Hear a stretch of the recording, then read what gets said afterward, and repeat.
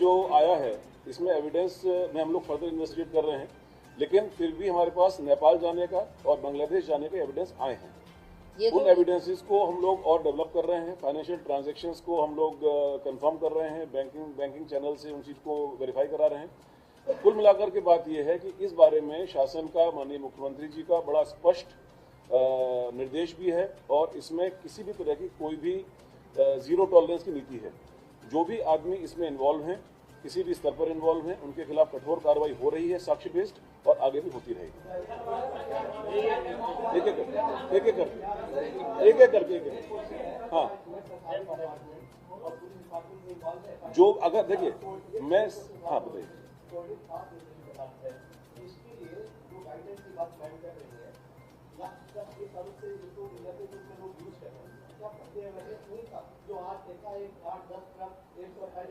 ये तो देखिए ऐसा है ना, ये तो वाली बात हुई।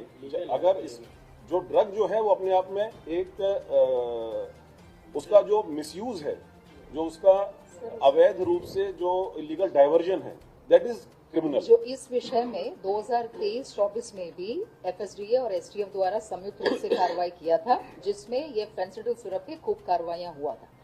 इस बार एक बृहद स्वरूप में और बिल्कुल सोर्स से ही। एक सेकंड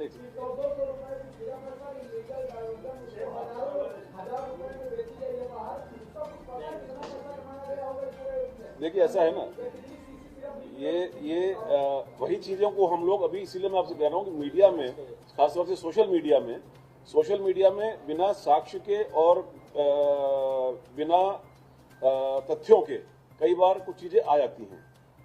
हम लोग जब कोर्ट में प्रस्तुत करते हैं या एफएसडीए कोर्ट में प्रस्तुत करता है, तो we have to have the financial investigation के एविडेंसेस कि किस बैंकिंग चैनल से या अदरवाइज वो मनी का ट्रांजैक्शन हुआ है। वो सब ट्रांजैक्शंस को वेरीफाई करते हुए ही ये नाम सामने आए हैं।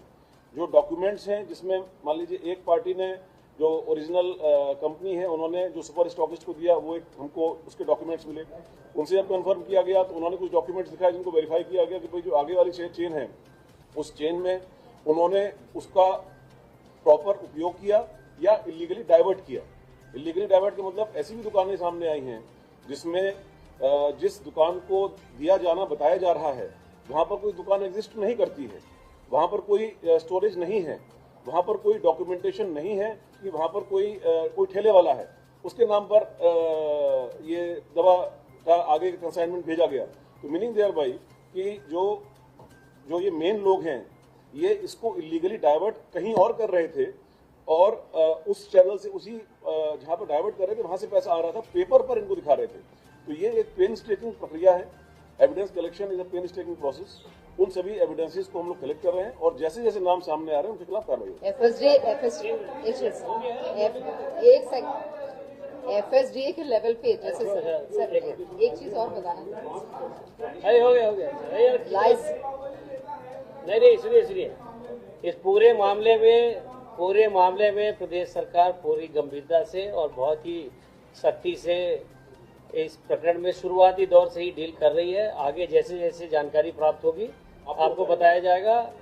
इसी क्रम में माननीय मुख्यमंत्री जी ने यह भी निर्देशित किया है कि इस पूरे, क्योंकि कई जिलों में 5-7 जिलों में फैला हुआ है, तो बेहतर कोऑर्डिनेशन के लिए स्टेट लेवल पे भी एक एसआईटी, एक आईजी लेवल के ऑफिसर के द्वारा अध्यक्षता में बनाई जाएगी, जो इस पूरे मामले को कोऑर्डिनेट करेगी। बहुत सारे तो इसमें जैसे ही कोई और नहीं पुलिस के लोग रहेंगे, वो एफएसडीए के लोग भी रहेंगे, पुलिस के अधिकारी भी रहेंगे। नहीं मैं बताया तो छुपाने वाली बात नहीं है। शुभम का जो हमारे पास एविडेंस आया है अभी तक, वो उसका दुबई में जाने का एविडेंस आया है। लेकिन ड्रग्स के मामले में जो अंतर्राष्ट्रीय हमारी संधियां हैं वो बहुत सख्त हैं। तो जो एविडेंस हमारे पास है उसके आधार पर हम प्रत्यारोपण भी करेंगे और भी कार्रवाई भी करेंगे।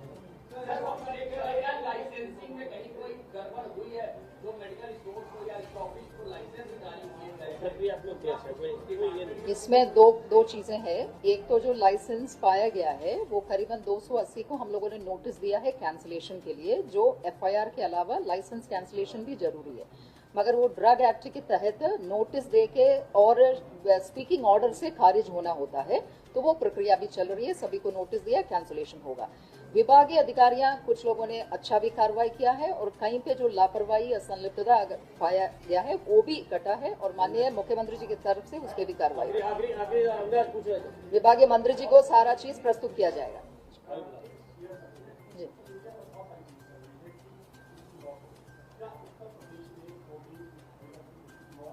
नहीं, नॉट टू ये मैंने शुरू में ही क्लियर किया था। वो जो कफ सिरप है उसमें और एक कोडीन लाइसेंस्ड ड्रग है और उसमें कोई नकली दवा नहीं है, केवल इसमें लाइसेंसिंग थोक में व्यापार पे विषय है बिना पेटेंट। ईडी ने भी इस मामले को टेकअप किया है और जो प्रोसीड्स ऑफ क्राइम है उसके विषय में ईडी भी अपनी इन्वेस्टिगेशन करेगी, लेकिन कतिपय सोशल मीडिया पर जो तथ्यहीन बातें, आधारहीन बातें और इन्वेस्टिगेशन को इन्फ्लुएंस करने वाली बातें आ रही हैं, इस चीज को रिपीट कर दिया जाए। हाँ, मतलब इसमें यूपी में इसे इसके बारे में मैं कहना चाहूंगा कि इसके बारे में ऑलरेडी एसआईटी का गठन हो ही गया है।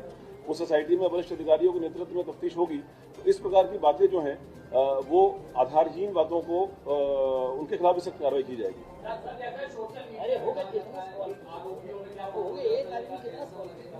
अब ये इसके बाद ये कोई क्वेश्चन जैसे जैसे पता चले वो बता दिए।